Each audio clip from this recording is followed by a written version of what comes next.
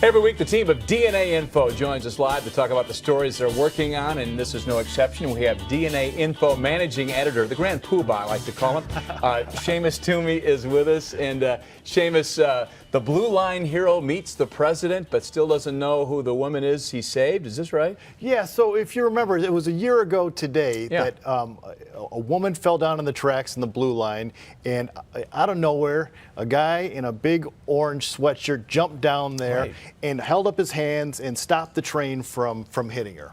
Yeah.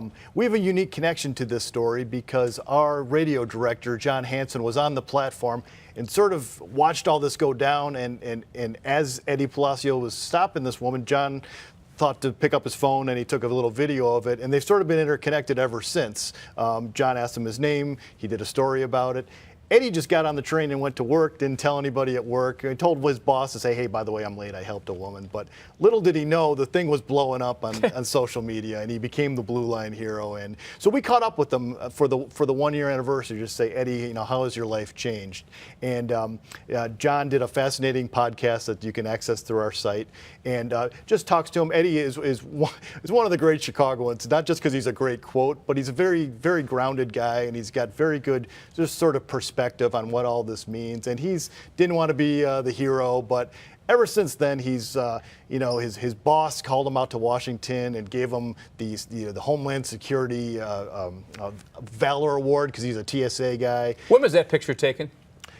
It was earlier this year when the president was in town, and Eddie didn't get a chance to meet the president when he was out in Washington. But when the president came to town, he got a call and said, "Hey, by the way, the president's interested in meeting you." And Ron brought him over, and the president said, "Oh yeah, I remember that story." Oh, that's great. And he slipped him a little presidential commemorative coin. He put it in his hand, and it was just Eddie was sort of blown away, like, you know me, you've heard about what I did. All I did was help out a woman. So interesting guy.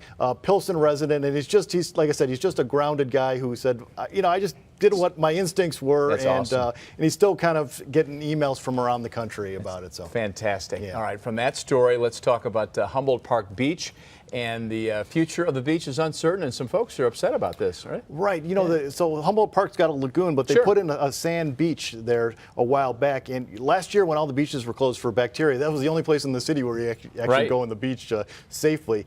There's some concern that with cuts going on around with parks, state cuts, everything, the budget crunch, that there may be a risk that they won't fill the lagoon up this year and open it up with the lifeguards and all that. So the neighbors out there, they're really nervous about this. They preemptively have started a petition drive where they're going around and just letting their elected representatives know that this is an important part of our neighborhood. This is a great place for our residents and the community to go there.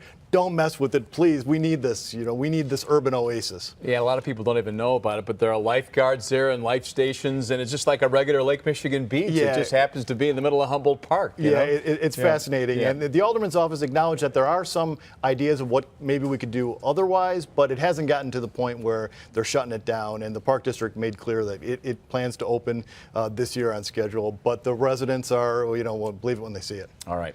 Cabrini Green, there's a wonderful old church there that a developer wants to demolish to put up condos? Right. You recognize it. You see the pictures here. It's a big red brick church. It's at Sedgwick and Locust in the old Cabrini Green area. St. Dominic Church, built in 1890. Well, it's been vacant for about 25 years now. It's really sort of going into disrepair. The Archdiocese has got a contract to sell it to a development group, and they want to build this complex here. It's 6 stories. It's going to be 50 luxury condos, 2 and 3 bedrooms, up to $600,000.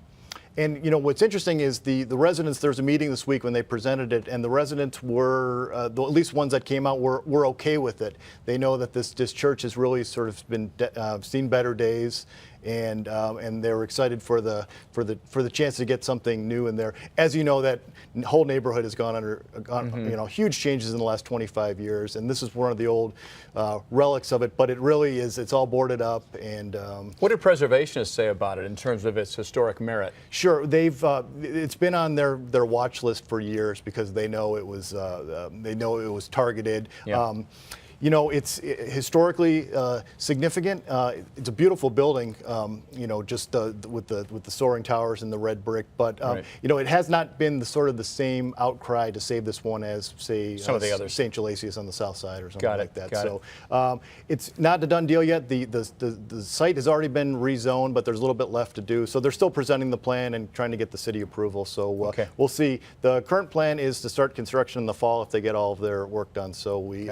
If it goes through, we could see the wrecking ball later this summer. We will look for that. Shamus, good to see you, sir. Thanks for having me. Have a good weekend. Appreciate it. Thanks, Don't forget the website. For more information, we go to DNAinfo.com/Chicago. Of course we do. Thank you, sir. Still ahead, Tammy is back with our look at Easter weekend. Back in a minute.